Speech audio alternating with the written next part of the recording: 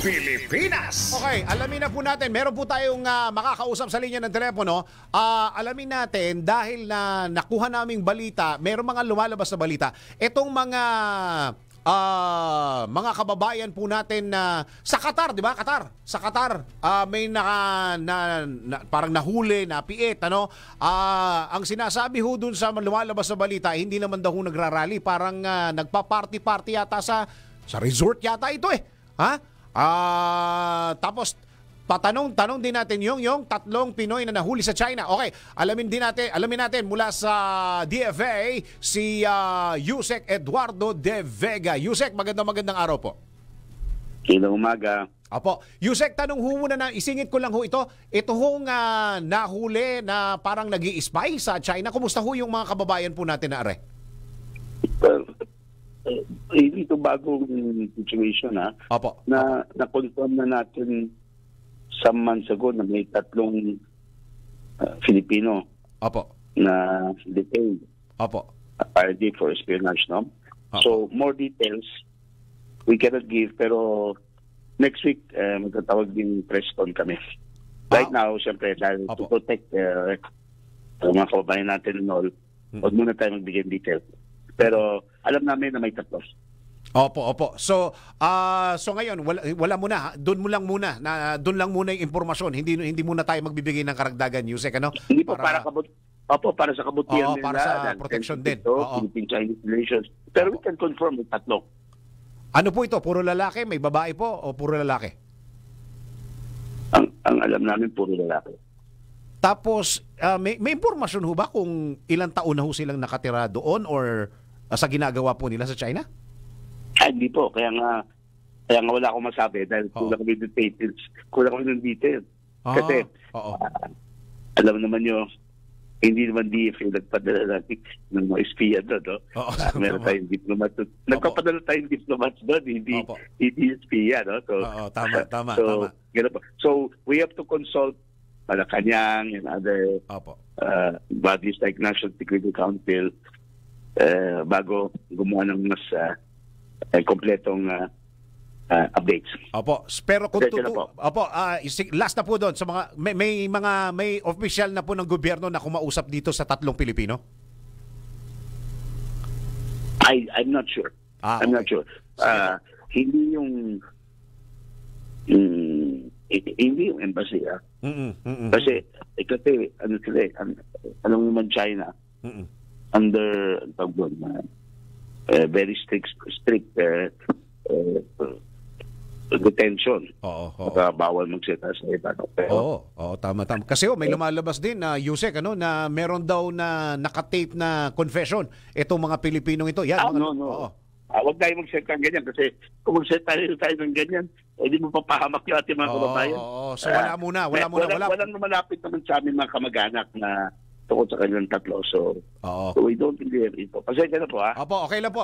Kung magiging protection din po ng ating mga kababayan po na nahuli dito sa China. Okay, puntahan po natin itong mga kababayan po natin na sa Qatar po. Yung, ilan po ba ito? 11? 2 po? Yusek? That originally 10. Tapos may nirelease na tatlong less than 18. Opo. Tapos ngayon 17, 2. 12 lalaki, 5 babae. Opo.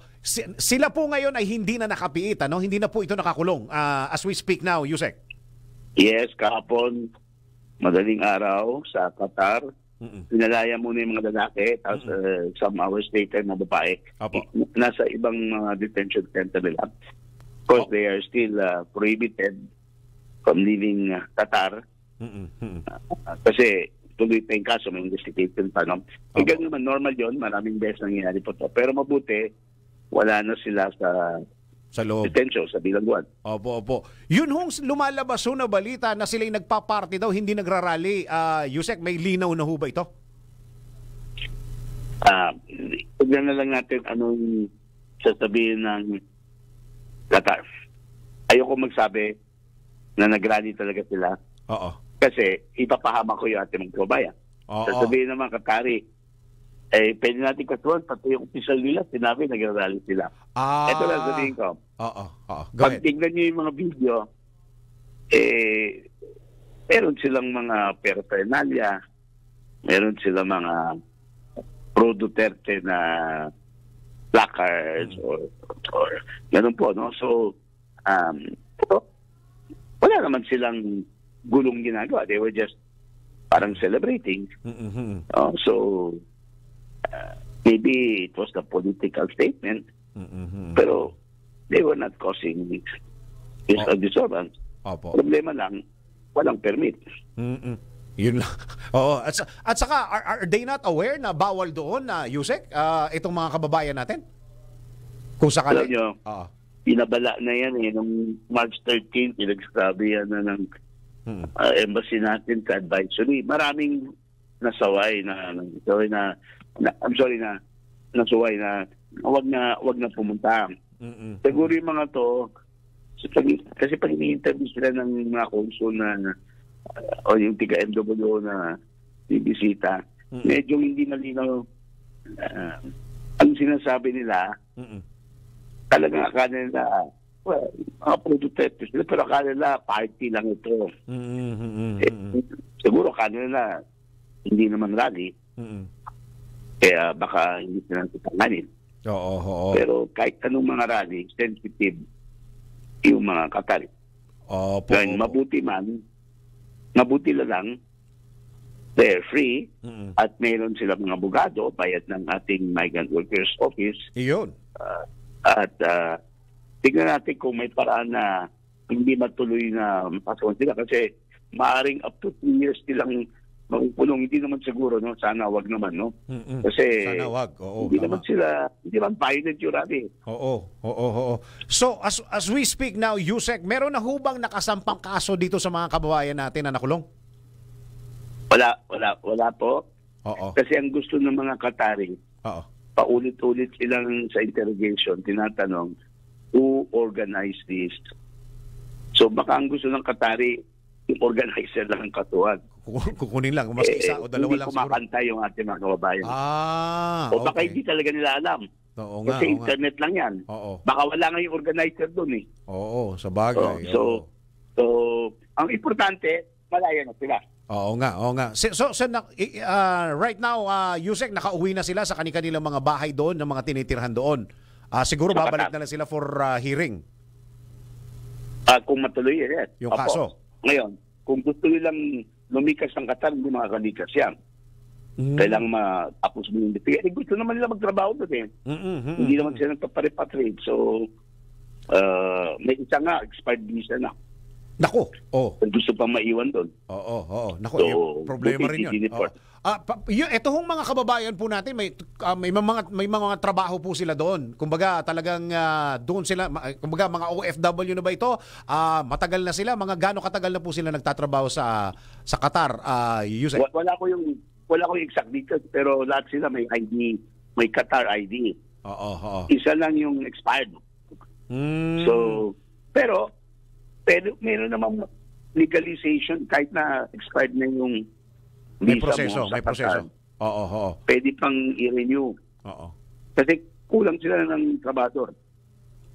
So, sana hindi magka-problema itong tao nito kasi baka sabihin ng Qatar may record ka eh. Oo nga. Ano na nga yung permit na tawag doon, Yusek? Ikama ba yun? Yung ano? No, ikama. Hindi yun ang tawag nila sa ikama sa Saudi. Sabihin na lang natin ikama. Yung permit. Ngayon nangyari dyan.